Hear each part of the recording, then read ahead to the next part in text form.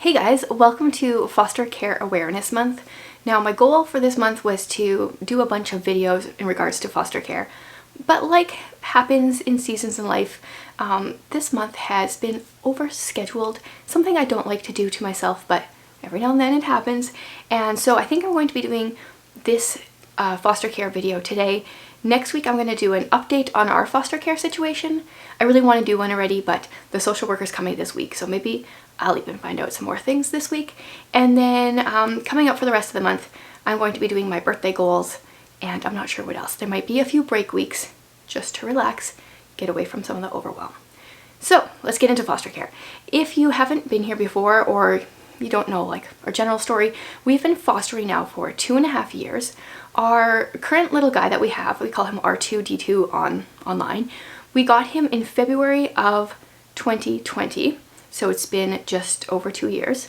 And then in February of 2021, we got his little sister. So he was 17 months when he came into our care.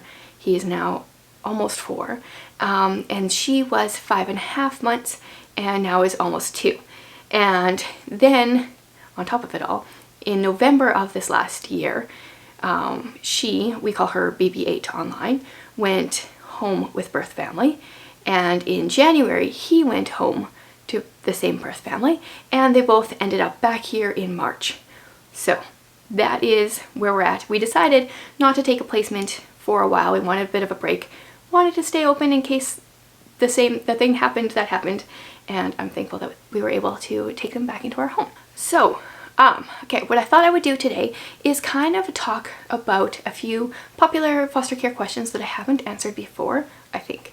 I did a foster care video last spring with a Q&A, and today I kind of wanted to gear it more towards people that are new to fostering, but if you have been fostering for a while, I would love to hear your answers to these questions, because people have different experiences, and people that are watching this that want to foster might not benefit from my answers, but they might benefit from yours. So leave them below.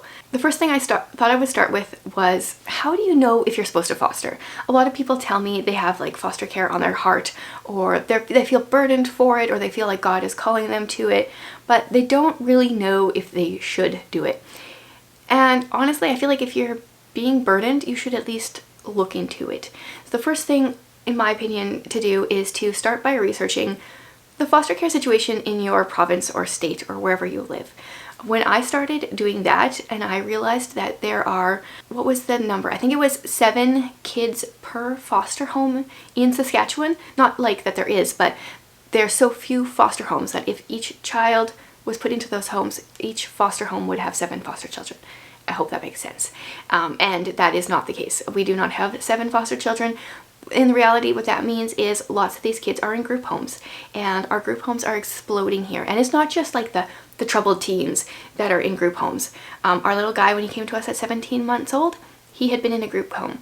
Pretty much all the kids that we've had spent some time in group homes, even if they're only like 3 years old or 4 years old, because they can't find enough houses for them. So start researching, ask God to break your heart for what breaks his. I do that a lot, and sometimes I regret it because my heart does get broken. And just know that these are real kids, and they're in situations that they didn't ask for. I often say that the system, I do not like the system. I disagree with a lot of the system, especially in our province. We have a history here where historically the government, and I guess the Catholic Church really, had a very troubled past with the Indigenous people. There was a lot of residential schools, a lot of trauma from that, and as a result, a lot of people that have had family members that were in residential school are now in foster care or have kids in foster care. And it is this cycle, and it is so hard to see. And just know that because kids are in foster care, it doesn't mean it's their fault. And I mean, we know that, but if you have other children, biological, adopted, and you were to think about them being in care, imagine, I guess, maybe some of the judgment that people would make just because they're in care, when you know they're just sweet little kids that just would need a home. I'm not sure if I'm making any sense. My heart just gets really sad when I think about all the kids that are waiting for homes in this province. And I mean, you can't take them all in, but if you do the research, then maybe your heart will be broken and maybe you will open your home up. I don't think you necessarily need to agree with a system 100% in order to foster. In our province, and I mean, I get it, like that they want birth families together. That's great. But unfortunately, it's been, in my experience, often to the detriment of the children, where they experience extra trauma because they just want birth families together. And that's not always the best case for the children.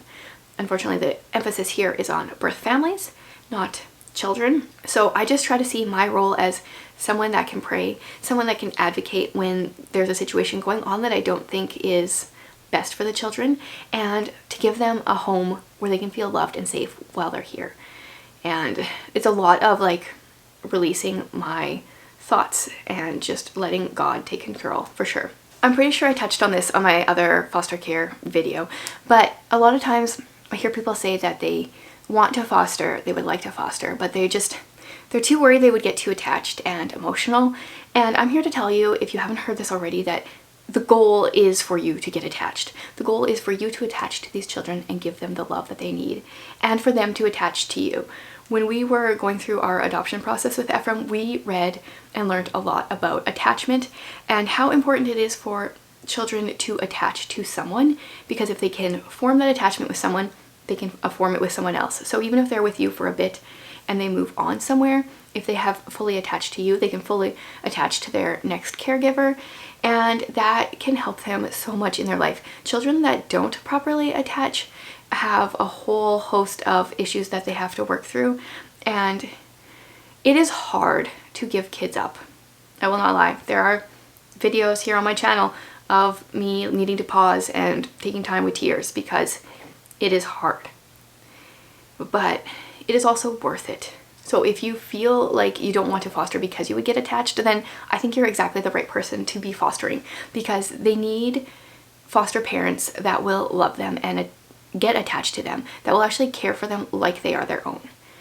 That is huge. And then speaking of caring for them like they are your own, we have had the, I guess, fairly unique experience of having a biological child, doing an international adoption, and then now foster care. And I will tell you that it is different. Fostering is different. As much as you want to completely attach and love without abandon, there is still a part of me always that has that thought in my mind that they could be going right away. And it is good to keep in mind, because sometimes that makes me feel like I enjoy each day more, because if I thought of that every day with my other children, then maybe I would cherish each moment a little bit more, hug them a little bit longer, squeeze them a little bit tighter. So it's a good thing to know that, but it is different. And what I have found that whenever we're going through a transition phase of getting kids to go back to birth family or change caregivers, I find myself detaching, not even on purpose, but like already guarding my heart. And that is a hard process. I have definitely found it easier when we adopted Ephraim, because that was an international adoption. We knew we were going there to adopt him. It was kind of like cut and dry. That whole process was so much easier emotionally than foster care. But that doesn't mean that foster care is not worth it. I know lots of places, not where I live unfortunately, but lots of places have foster to adopt programs. So if there are kids, I think how it works is if there's kids that are adoptable, you can foster them for a while and see if they fit with your family. I don't know. I don't really know how that works. I struggle with that idea a little bit, because part of adoption, part of having children is just being committed to them. But I get that it's a good thing for the kids, because they can, if they're older, they can also have that decision to decide if they think you are a good fit for the family. I am going to leave a couple Instagram accounts and YouTube channels and a few different foster care and a little bit of adoption, because there's obviously a lot of crossover there, resources down in the description below.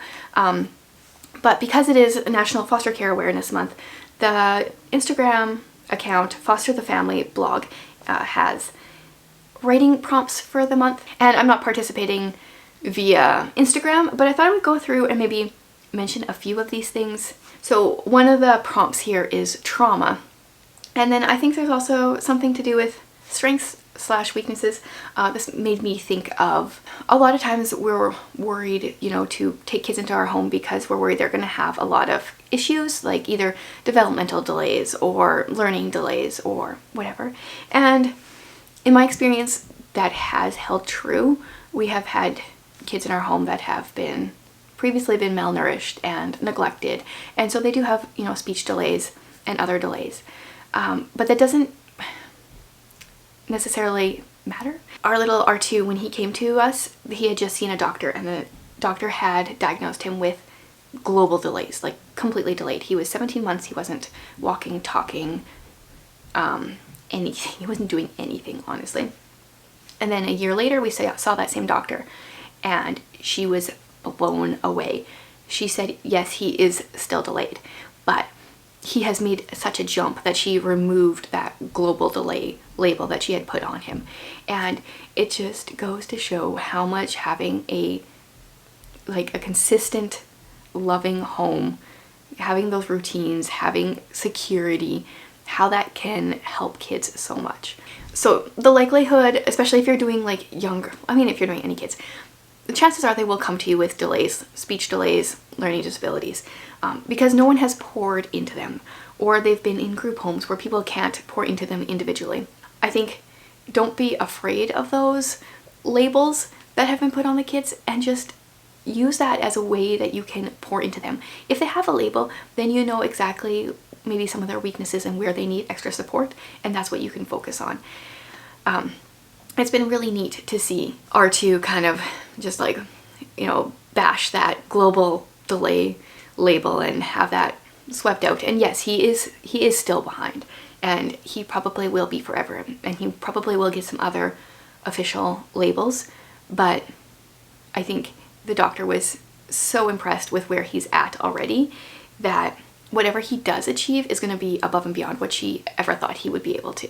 And that just makes my heart glad. Okay, so I think that's all I'm going to talk about for now. I mean, I feel like there's lots of things I could talk about. If you guys have something specific, leave them in the comments and maybe I'll go over them in my next video when I do my little update, or in a future video.